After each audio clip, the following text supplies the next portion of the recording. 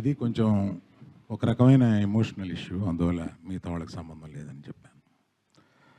ఈ మధ్యకాలంలో నన్ను ఒక సీనియర్ జర్నలిస్టు ఒక క్వశ్చన్ వేశారు.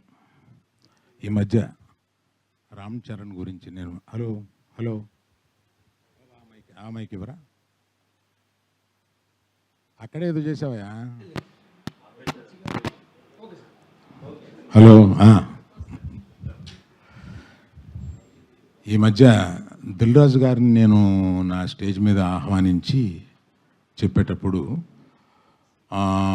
నేను రామ్ చరణ్ని తగ్గించాను అన్న ఒక అభియోగంతో నన్ను చాలా ట్రోల్ చేశారు, మీ అందరికీ తెలుసు. దాని మీద సీనియర్ విలేకరి గారు నన్ను ప్రశ్నిస్తే మిగతా అందరూ ఆ సందర్భం కరెక్ట్ కాదని నేను మళ్ళీ చెప్తానండి, ఇప్పుడు వద్దు, ఇప్పుడు నేను కామెంట్ చేయలేను అన్నాను.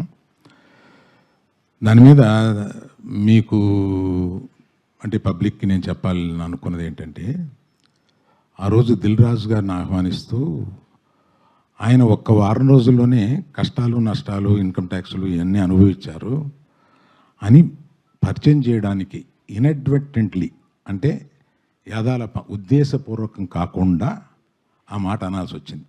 దానికి మెగా అభిమానులు చాలా ఫీల్ అయ్యి దాన్ని ట్రోల్ చేసి నన్ను ట్రోల్ చేసి చేశారు. ఫీల్ అయిన అభిమానులకి నేను చెప్తున్నాను, ఉద్దేశపూర్వకంగా చేసింది కాదు. నేను చరణ్ నా కొడుకు లాంటాడు, అంటే నాకున్న ఏకైక మేనలుడు, అతనికి ఉన్న ఏకైక మేనమావని. అందుకని ఎమోషనల్గా చెప్తున్నాను, ప్లీజ్ లీవ్ అస్ బిహైండ్. చరణ్కి నాకు ఉండే ఒక రిలేషన్షిప్ ఇస్ ఎక్సలెంట్ రిలేషన్షిప్లో ఉంటాం మేము. అందుకని please let us leave it alone. అది కేవలం పొరపాటున నేను దిల్ రాజు లైఫ్ చెప్పడానికి అది వాడి ఉండకూడదని అనిపించిన తర్వాత నాకు. Thank you for your understanding అండి.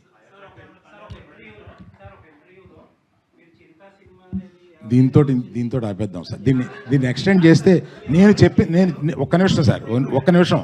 నేను ఎమోషనల్ ఇష్యూ అని చెప్పాను. నేను చెప్పిన దానికి విలువ లేకుండా పోద్ది.